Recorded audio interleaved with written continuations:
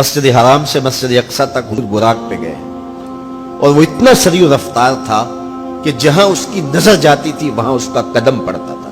تو اس نے تو پہلا قدم اٹھایا ہوگا تو مسجد اقصی میں جا پڑا ہوگا. اور اتنی سرعت کے ساتھ وہ رفتار کے ساتھ چلتا ہے پھر حضور اس کی پشت پہ جلوہ فراز آئے. یہ 1000 کلومیٹر فی گھنٹے کی رفتار سے جہاز چلے تو کسی میں ہے ہمت کہ اس کی ننگی پشت پہ بیٹھ جائے؟ ہوا کی مزاحمت ہی گوارا نہ ہو، پرخ چڑ جائیں، آگ لگ جائے، اور جو کروڑوں میل فی سیکنڈ کی رفتار سے جا رہا ہے اس کی ننگی پشت پہ بیٹھنے والے شاہ سوار کی عظمت کو سلام کرنے کو جی نہیں چاہ رہا.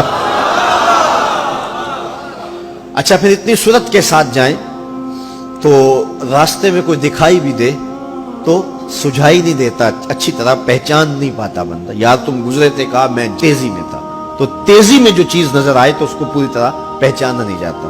لیکن اب اس رفتار سے جا رہے ہیں، لیکن معرفت کا عالم کیا ہے کہ میں حضرت موسیٰ کی قبر کے قریب سے گزرا، میں نے دیکھا وہ قبر میں کھڑے ہو کے نماز پڑھ رہے ہیں. اور حضور ابھی وہاں پہنچتے ہیں مسجد اقصی میں تو حضرت موسیٰ علیہ السلام پہلے وہاں موجود تھے. یا تو یہ ماننا پڑے گا کہ یہاں بھی موجود تھے وہاں بھی موجود تھے، اور یا پھر یہ ماننا پڑے گا کہ وہ پہلے چلے گئے. اور اگر پہلے چلے گئے تو پھر کیا وہ میرے حضور سے پہلے چلے گئے؟ تو جواب آیا کہ نہیں، حضور علیہ السلام تو اپنی رفتار سے جا ہی نہیں رہے تھے.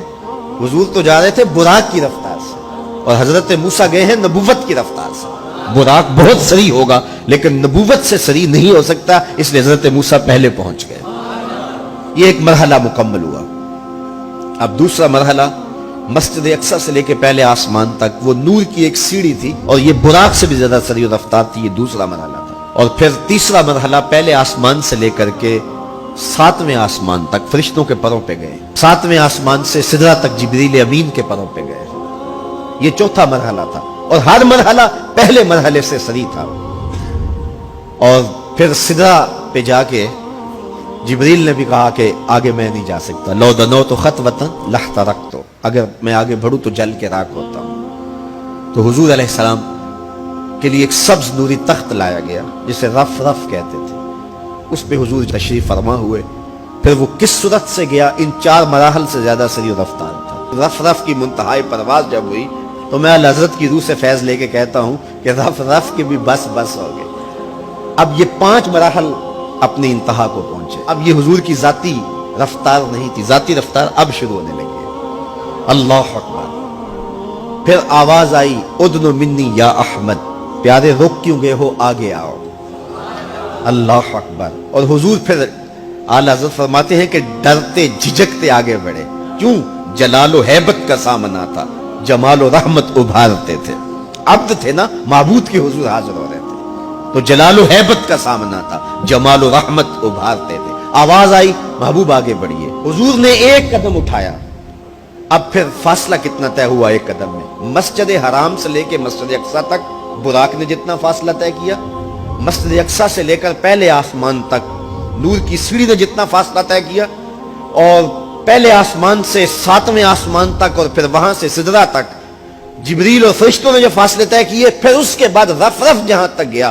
ٹوٹل ان 5 مراحل میں جتنے فاصلے طے ہوئے، حضور کے ایک قدم اٹھنے سے اتنے فاصلے طے ہو گئے. اب یہ رفتار تھی میرے حضور کی. پھر ہر قدم میں اتنا فاصلہ طے ہوتا جتنا پیچھے ٹوٹل قدموں سمیت فاصلہ طے ہو چکا ہوتا. اب کوئی حساب کر کے تو دکھائے.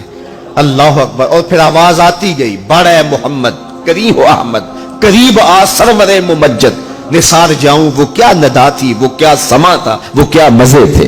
70,000 مرتبہ آواز آئی اور حضور کے قدم اٹھتے گئے. پھر کہاں تک پہنچے؟ کوئی حد ہے ان کے عروج کی، بالا غل اولابے.